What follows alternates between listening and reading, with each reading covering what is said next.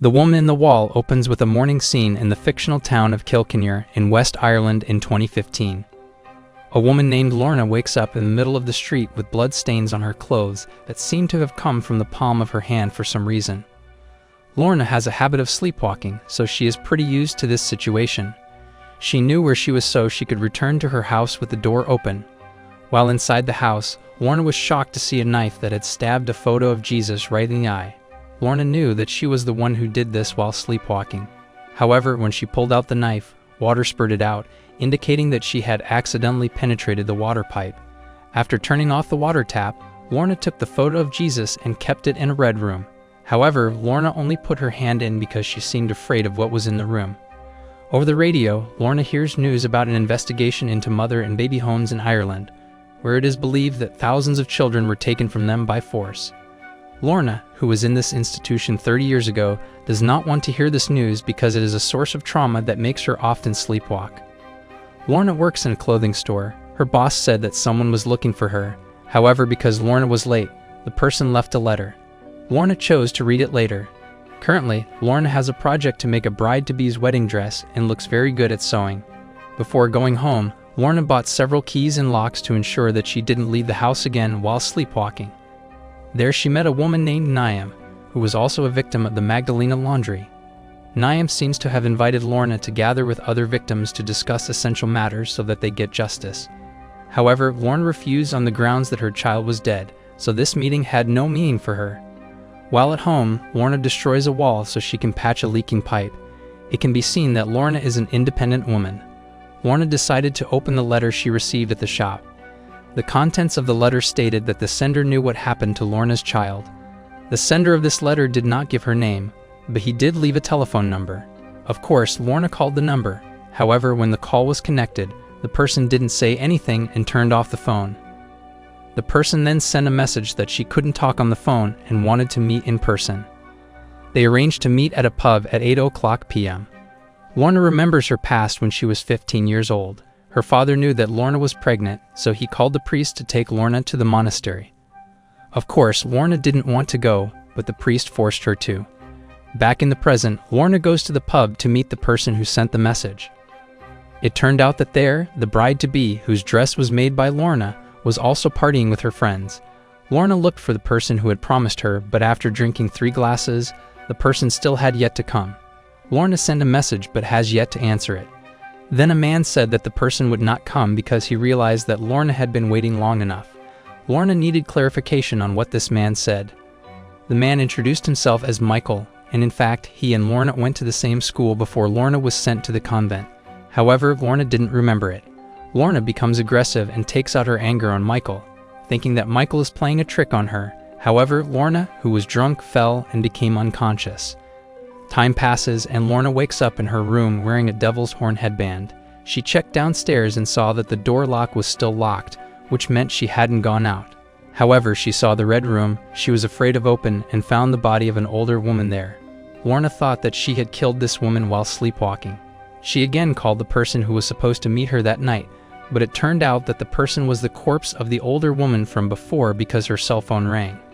Meanwhile, in Dublin, a detective named Coleman is investigating a murder case. The victim who was killed was a priest named Mr. Percy Sheehan. From the results of the interim examination, Mr. Percy fell from the stairs and was hit in the head with a blunt object, which turned out to be a trophy. There were no signs of a break-in, so this appeared to be a robbery gone wrong. Police checked his office and found a small photo of Coleman. Mr. Percy is the parish priest and often supervises Coleman because he usually causes trouble.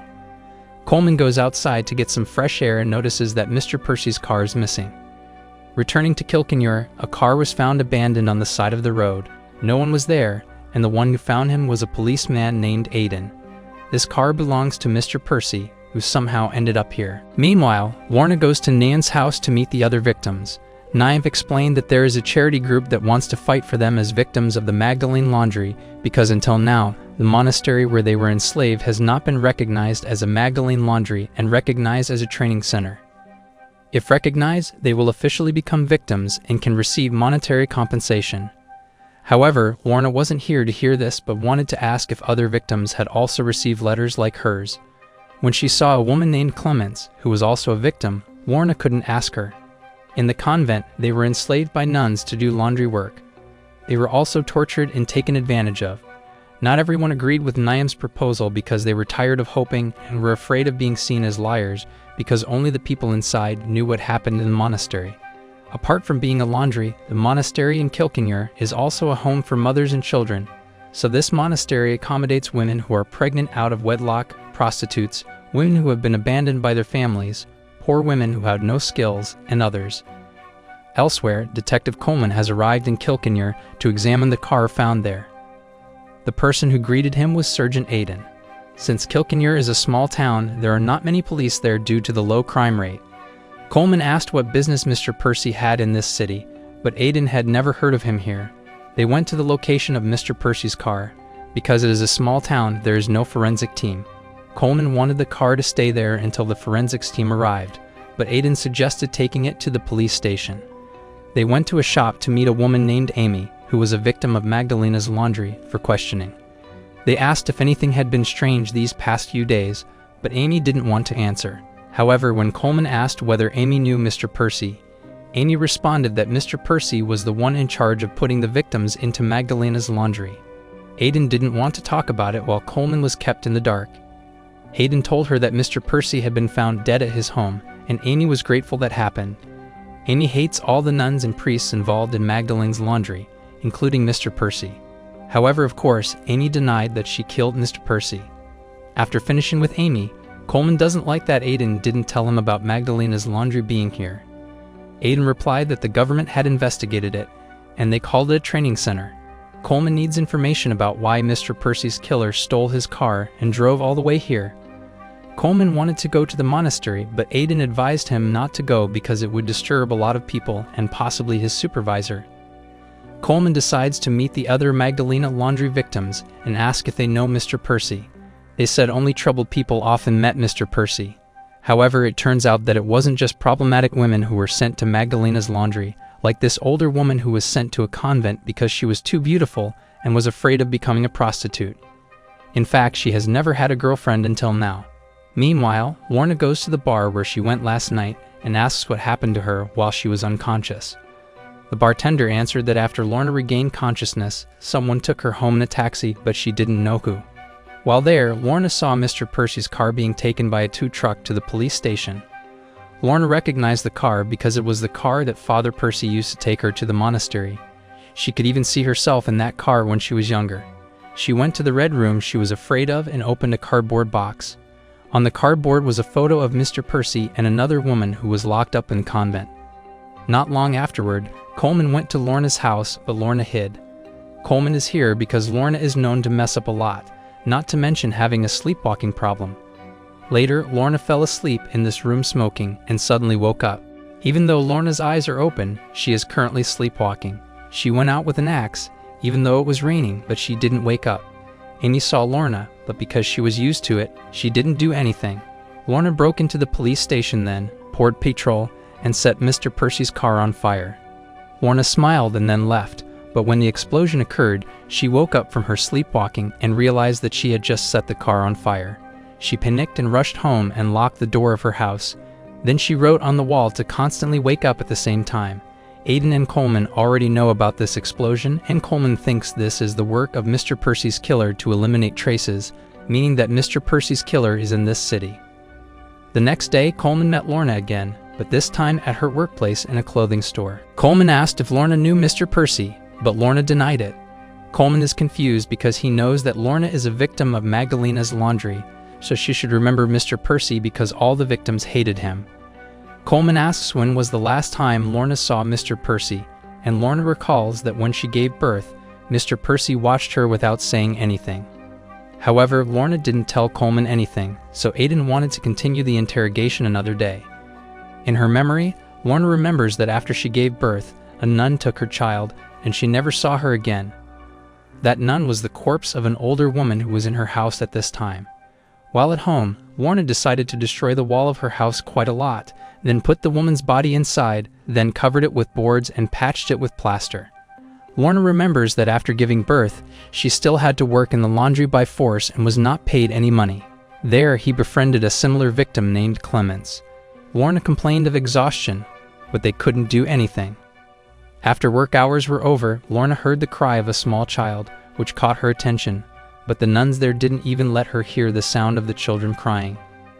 Back to the present, this woman's telephone rang because there was a call from someone named Dara. Of course, Lorna didn't pick up and answered via a message that she couldn't talk. From Dara's reply, Lorna now knows that this corpse is named Ifa. Lorna invited Dara to meet, but when Dara was about to reply, the cell phone was dead and Lorna did not have a suitable charger for this cell phone. Meanwhile, the police found CCTV footage showing two people driving Mr. Percy's car into the city. It looks like one of them is Mr. Percy's killer. They returned to Amy's shop because her shop was closest to the police station. Coleman asks if she saw anyone at the police station that night, but Amy denies it, even though she clearly saw Lorna that night. Amy also said the monitor was broken to show CCTV footage of the shop. Meanwhile, Lorna is at a shop to buy a charger for her cell phone. She wanted to charge the cell phone here at the same time. Coleman and Aiden entered the shop. Quickly, Lorna hid. They are here to see the CCTV footage of this shop.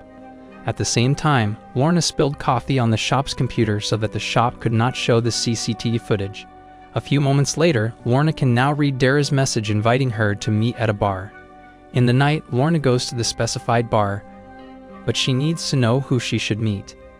At the same time, Coleman has obtained a photo of the man driving Mr. Percy's car, who turns out to be Dara. Dara has a criminal record such as robbery, but from telephone data, Dara was last used in this city, and his location was close, so Coleman and Aiden were able to catch up with him. Back at Lorna's place, Lorna decides to call Dara and a man's cell phone rings. This man's name is Dara. Lorna approaches Dara and says that Ifa told her to meet him. However, Dara was very defensive and didn't want to talk.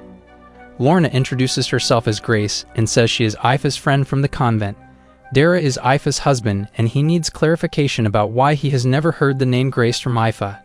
Dara called Ifa, and when her cell phone rang in Lorna's pocket, Dara became suspicious of Lorna. However, Dara thinks that Lorna is Clemens because it looks like she came here to meet Clemens. At the same time, Aiden and Coleman arrived, and Dara quickly tried to run away, but the police managed to catch him. Coleman realized that there was a woman who ran away with Dara, but he didn't know that it was Lorna.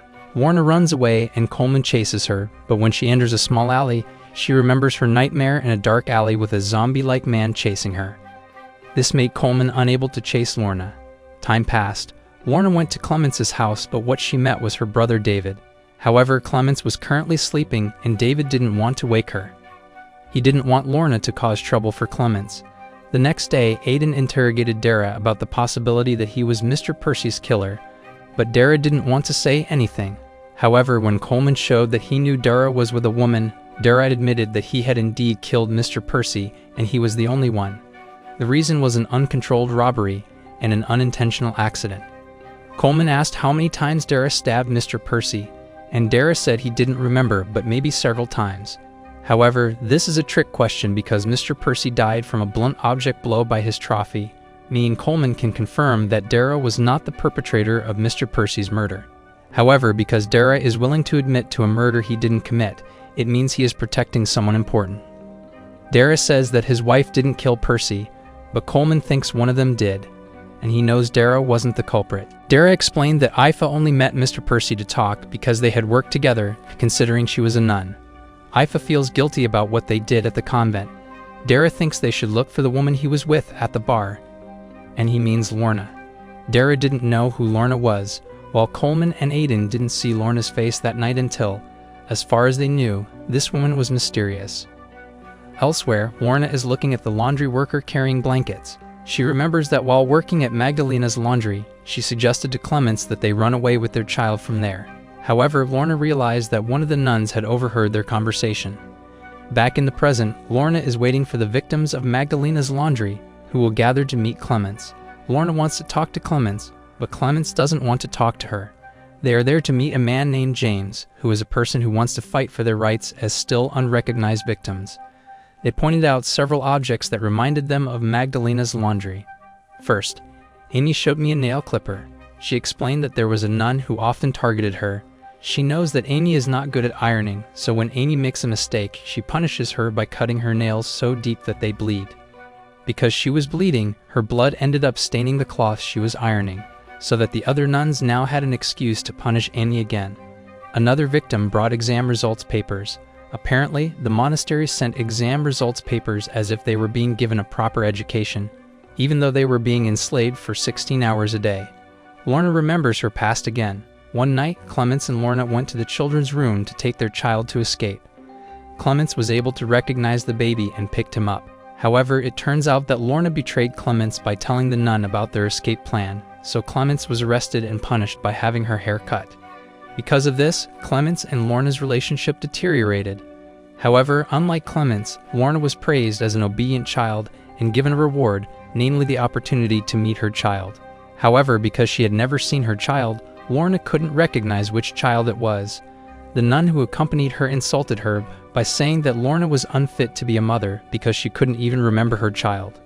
Lorna apologizes for what she did in the past to Clements because she was just a scared girl. After this meeting ended, Lorna told Clements that she knew Ifa had met her and told her about her child. Lorna wants to know if Clements also knows about her child, but Clements can't bring herself to tell her. Clements says that she will tell Lorna everything tomorrow. Meanwhile, Coleman and Aidan go to the convent to ask about Ifa, who was once a nun there. From the data, no nun named Ifa was found there. Then, they met a senior nun who might have known Ifa. This nun was named Sister Eileen, who was the leader of the nuns in the past. Coleman asked if Sister Eileen knew Ifa. As it turned out, Ifa never became a nun there because she did not take her final vows. She is described as a beautiful but troubled woman. Sister Eileen explained that Ifa couldn't stand being in the convent because she quickly became attached to the babies there, so she chose to stop. However, Sister Eileen denied that there was a mother and baby house there because, for her, this place was a training center. After returning home from the monastery, Aidan asked why Coleman was so sure that the monastery had something to do with Mr. Percy's death. Aidan always said that the town was small, so people knew each other. However, when talking about the Magdalena laundry, they seemed to pretend not to know, even though the victims had clearly explained what they experienced there. Coleman had a panic attack and had difficulty breathing, so they stopped for a moment to get some fresh air. Coleman tells him that he was actually born in a mother and baby home, so this case is very sensitive for him, but he vows to remain professional. At night, because Lorna is afraid to sleep, she goes to a bar to stay awake, and there she meets Michael. They reminisce about school days when Michael and his friends once went to an empty house to relax. Lorna last came there 30 years ago. They then went to the empty house where young people usually used to hang out. The house is now abandoned, and there Lorna can see the carving of her name with a man named Declan, who was her lover and got her pregnant. Declan is Michael's friend, and Lorna wants to know what happened to him. Michael told him that Declan was married and had 5 children, which was different from Lorna's fate. Meanwhile, Coleman had obtained CCTV footage from the shop and saw Lorna walking in the rain carrying an axe towards the police station. However, he did not yet recognize that the woman was Lorna. At Clements' house, David hears a noise upstairs and finds Clements, who has fallen and died of a heart attack. The next day, Lorna saw Clements' body, even though that day Clements was supposed to explain what Ifa had told her about their child. Coleman had another nightmare where he was in a dark alley and saw a scary man approaching him. Since childhood, he often had the same nightmare. Then he went to work and reanalyzed the CCTV footage. Coleman thinks that the woman in the recording is Lorna. Coleman knew that Lorna would be at Clements' funeral and wanted to question her, but Aidan forbade him because Lorna was grieving at the time. Elsewhere, Lorna is already at the church to pay her last respects. She saw photos of several small children and realized that one of them was Clements when she was little. However, David didn't say anything and left her.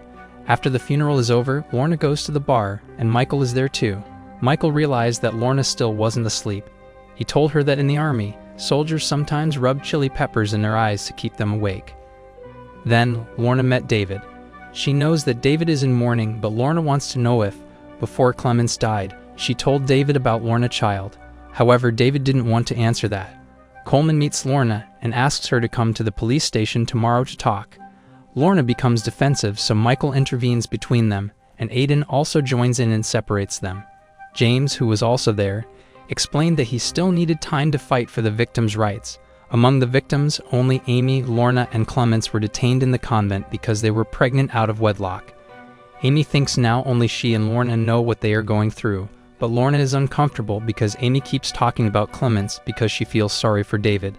They argue so that Amy and Lorna's relationship worsens. Outside, Coleman meets Amy. Amy explains that previously she lied and said that she saw someone set fire to Mr. Percy's car. Meanwhile, David is with Lorna and apologizes for what he said earlier. David tells her that the photo of the little child Lorna saw earlier was not Clements, but Clements' child. Clements got that information from Scifi. With this information, Lorna has hope that her child is also alive.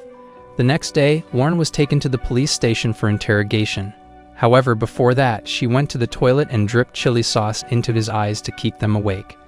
The interrogation began, and Lorna was shown CCTV footage of her walking into the police station to set fire to Mr. Percy's car. However, Lorna still denied it.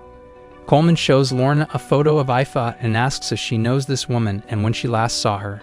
Lorna replied that the last time she saw Scifi was when Scifi was carrying her child. Coleman explains that Scifi has disappeared and her husband Dara is in prison awaiting trial. Scifi is the key to solving Mr. Percy's murder case. Coleman knew that Lorna knew something, but Lorna didn't want to tell him anything. Lorna's eyes were bleeding, so the interrogation ended and Lorna was released. Outside, Lorna sees someone she thinks is Scifi and chases her down the street, but it is a hallucination and nearly causes her to crash. Coincidentally, Michael was also there and was worried about her. Michael took Lorna to her house.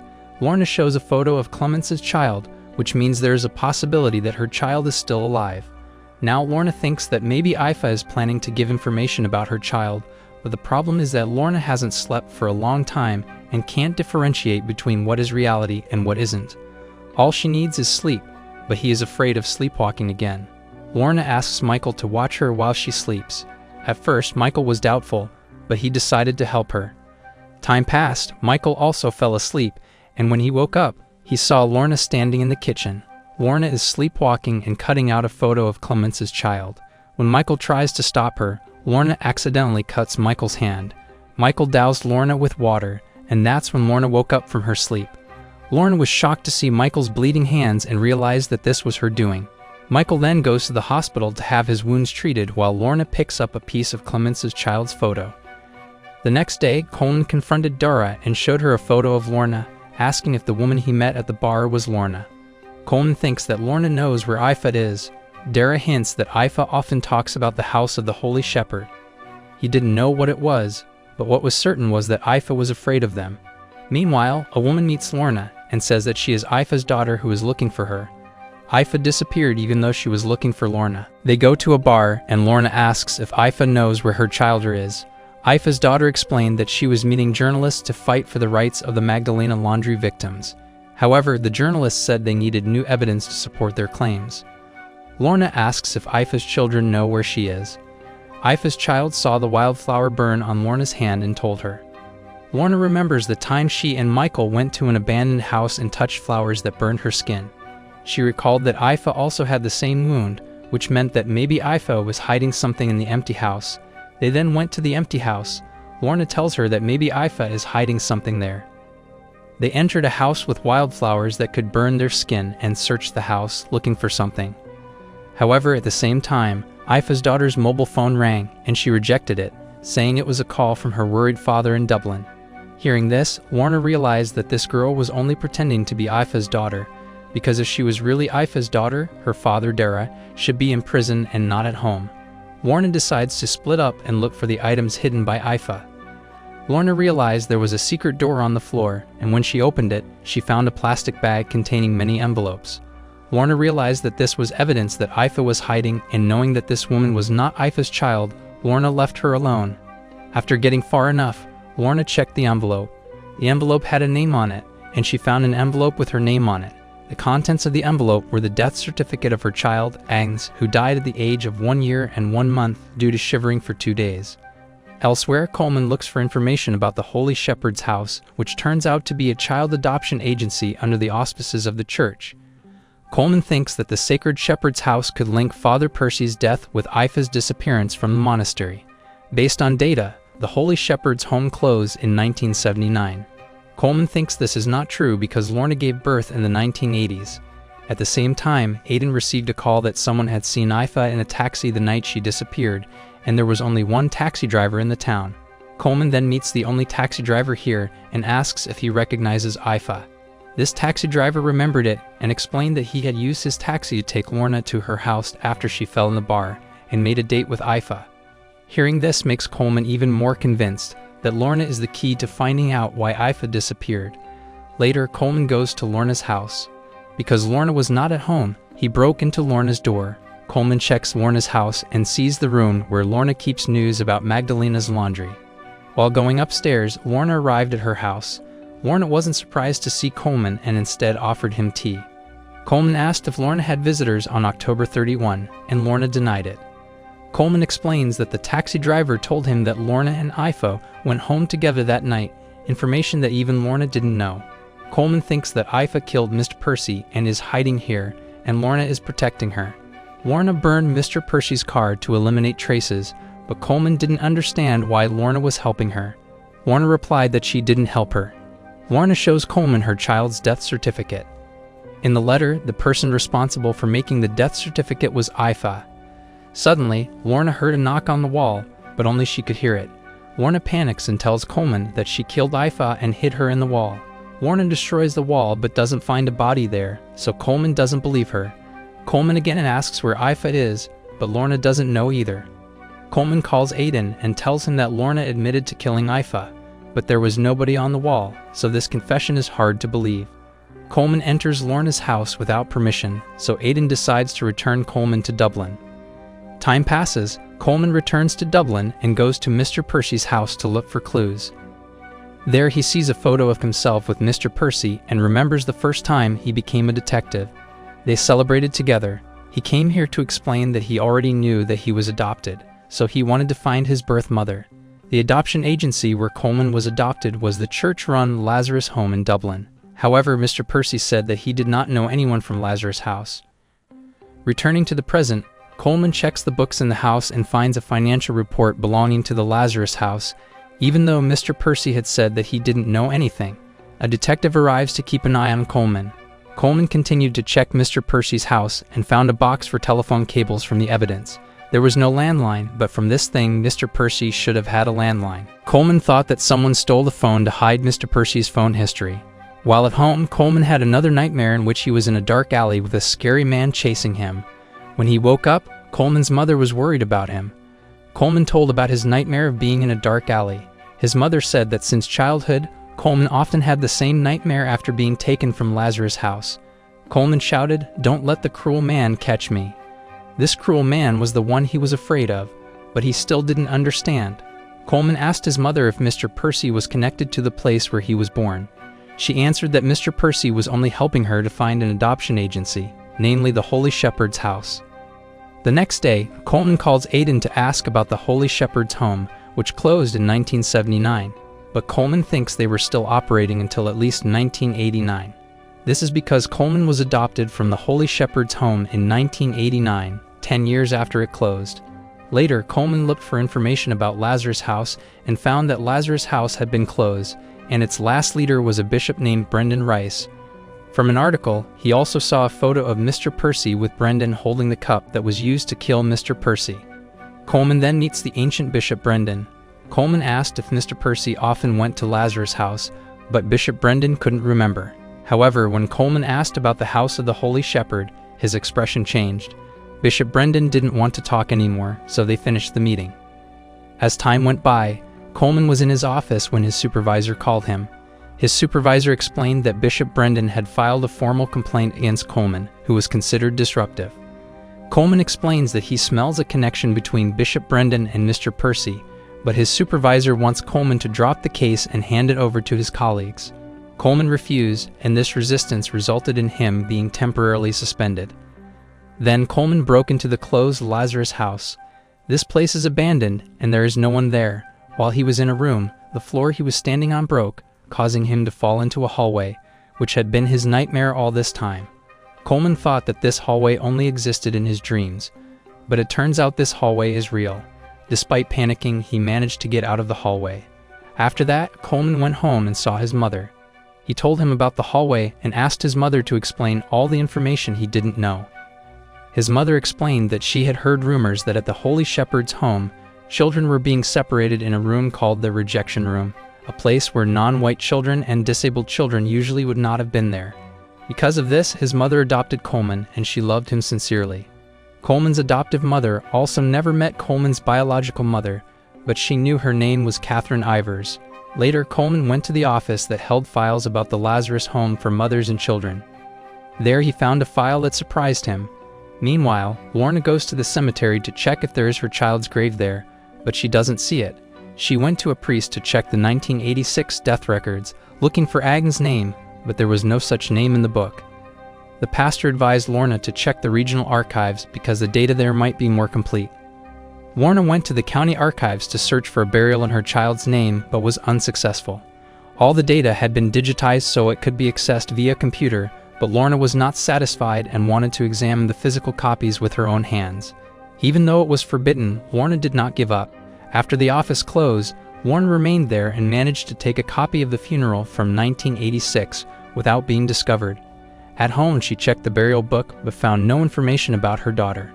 Now, Lorna's focus is not only on her child but also on the death certificate from all the envelopes she found looking for possible burials.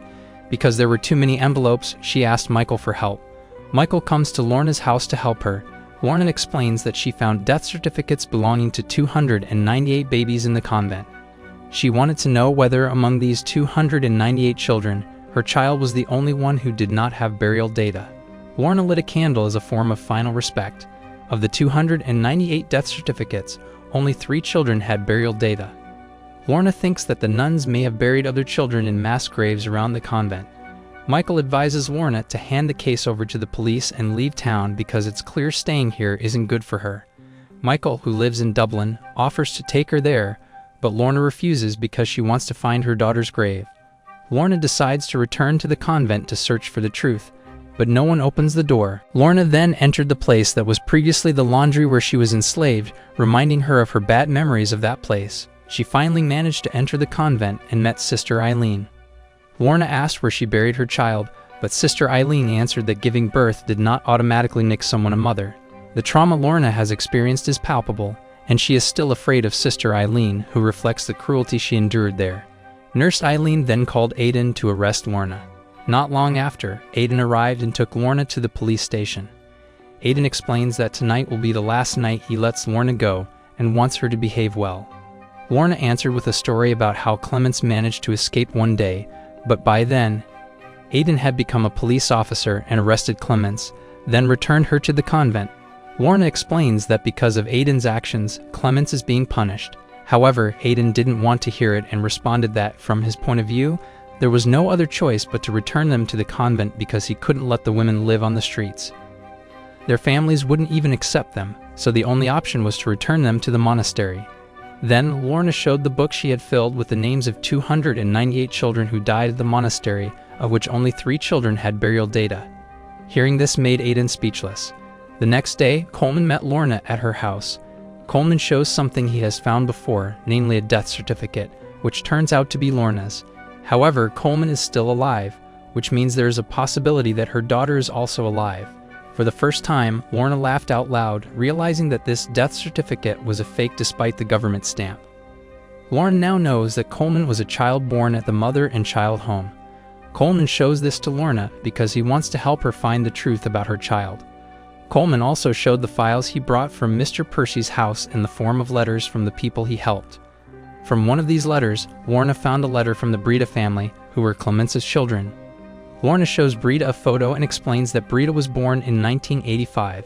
Lorna looks for Breda's death certificate and finds it, which states that Breda died at the age of 9 months from asthma. However, Breda also has no burial records. Lorna and Coleman need clarification about what is happening and decide to see Brenda.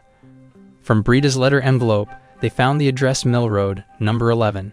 Because in Ireland there are many streets with the name Mill Road, they looked for the church seen in Breda's childhood photo in front of the Sacred Heart Church.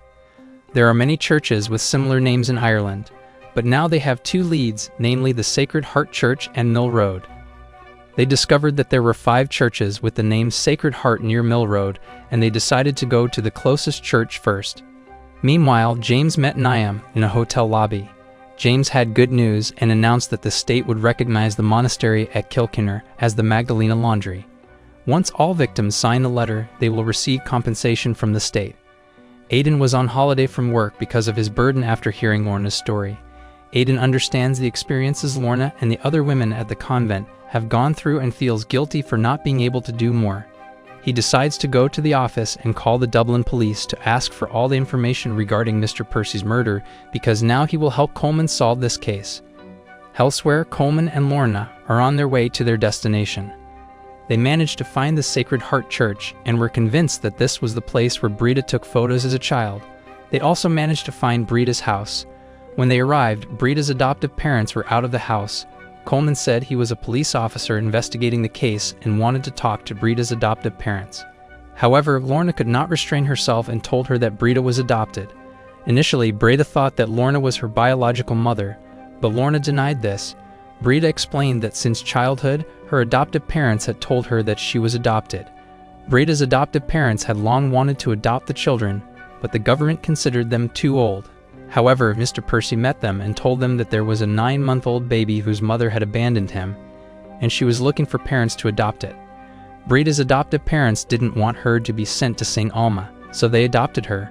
Breda learned that children who were not adopted would be sent to St. Alma, and her adoptive parents did everything they could to save her, even going as far as mortgaging their house. Lorna and Coleman need clarification about why Breda's adoptive parents paid the agency, but Breda denies that the money was paid as if they were buying a child. Instead, Breda called it a donation as a thank you to the church. In the car, Coleman checked the church's financial statements and found a donation of £5,000 recorded on May 2, 1986, which was the date of Breda's death. It seems this donation is what Breda meant. Coleman wondered why Breda's adoptive parents had to mortgage their house to make this donation. If converted to today's values, £5,000 sterling in 1986 is equivalent to £14,500 sterling in 2024. These financial reports also record numerous private donations ranging from £4,000 to £10,000, as well as specific figures such as £6,718 and 36 pence on September 18, 1986, and £10,887 and 9 pence, which are highly suspicious figures. September 18, 1986 is the death date of Lorna's child on her death certificate.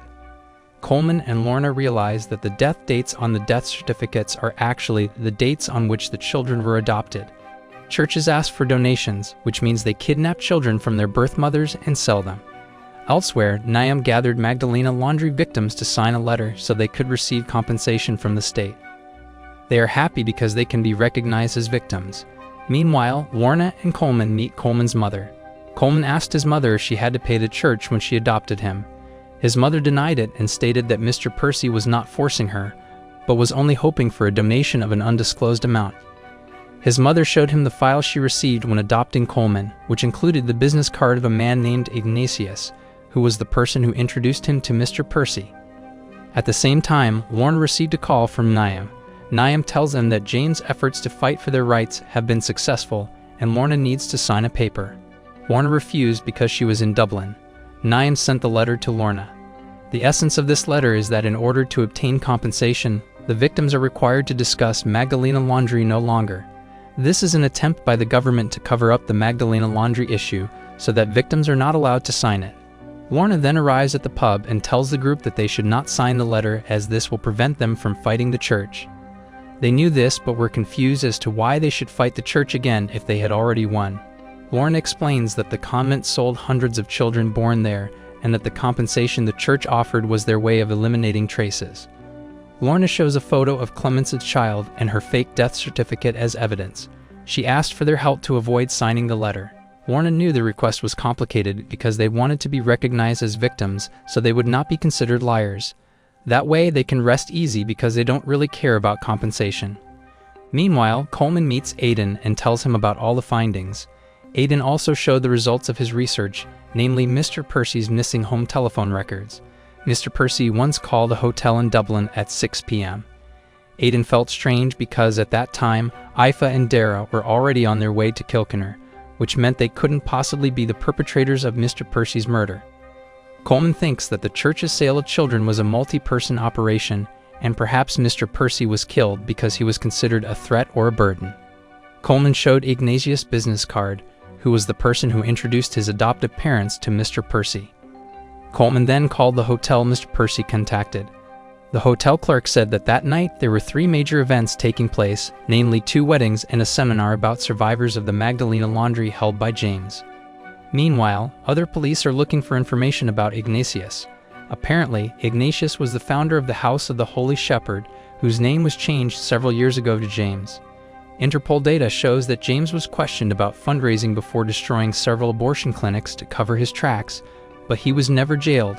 There is also a photo of James when he was younger, which shows that the same James is currently raising money for the victims of Magdalena laundry. This suggests that James, the founder of the Holy Shepherd's home that sold children there, used similar methods to remove his traces as he did with abortion clinics decades ago.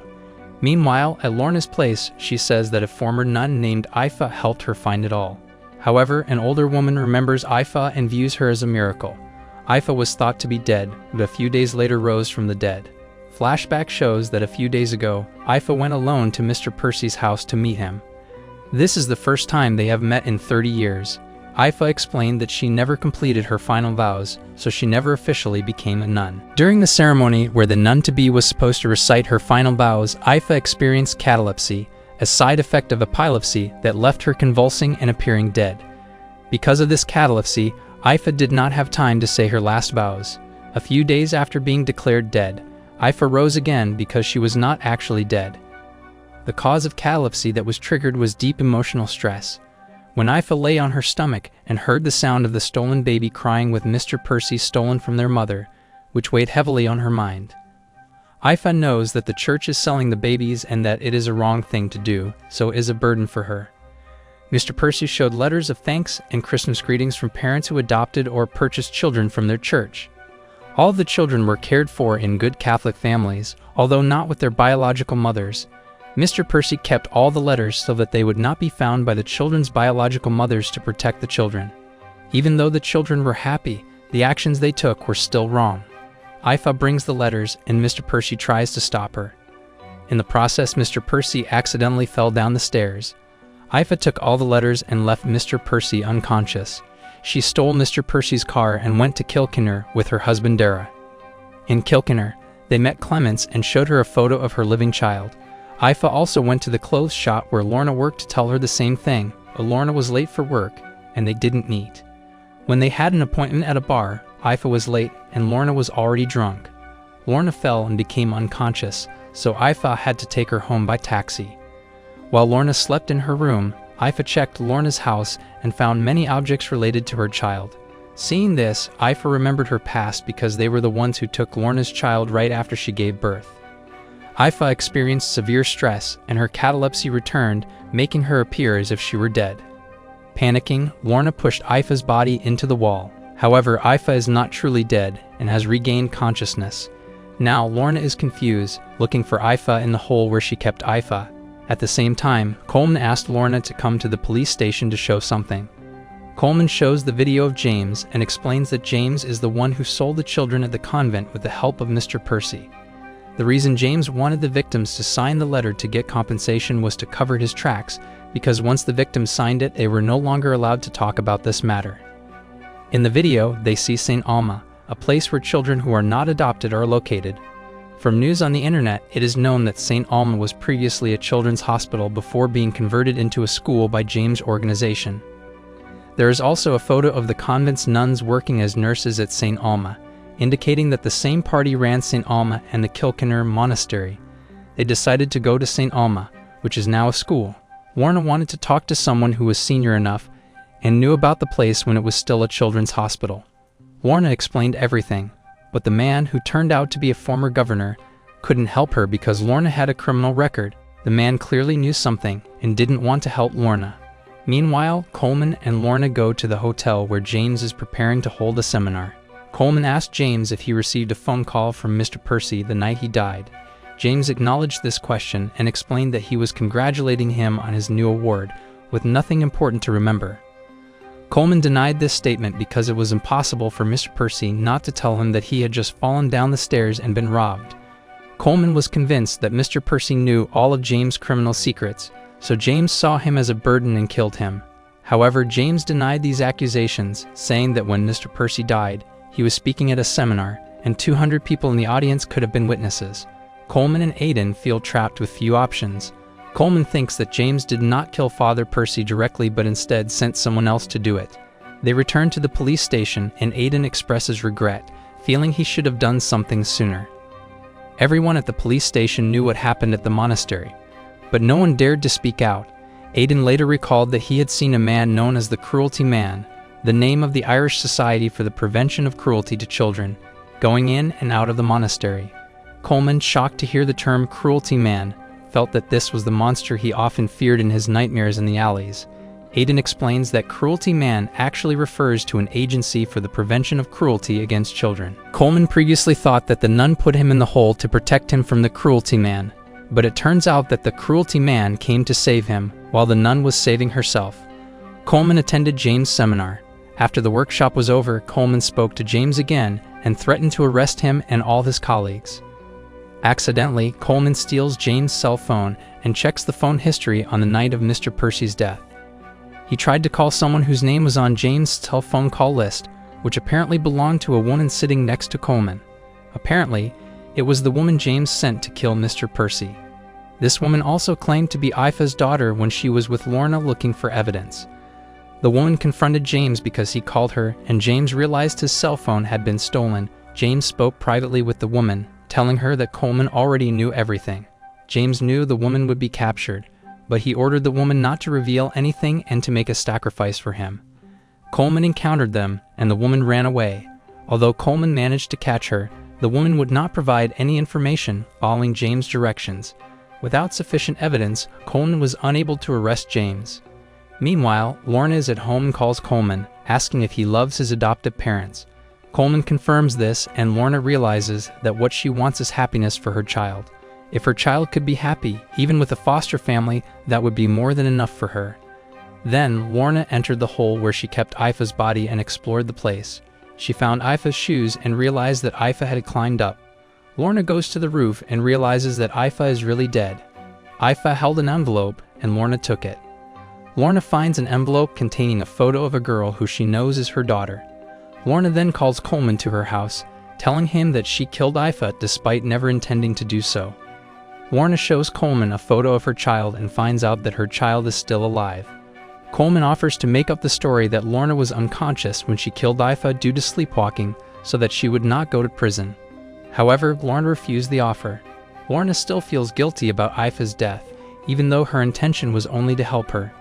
Coleman replies that they are very close to finding Lorna's child, but for Lorna, her child's happiness is most important. Lorna decides to confess to Aoife's murder so that she will be imprisoned and can finally sleep in peace. Sometime later, Coleman visits Lorna in prison and explains that specific figures in the church's financial statements, such as the precise date of her child's adoption, are foreign currency conversions to pound sterling. Coleman managed to find Lorna's child, who was apparently adopted by a family in the United States. Lorna's daughter also looked for her, and after much effort, Coleman managed to communicate with her. With the help of a laptop, Lorna made a video call with her child, and that's how this story ends.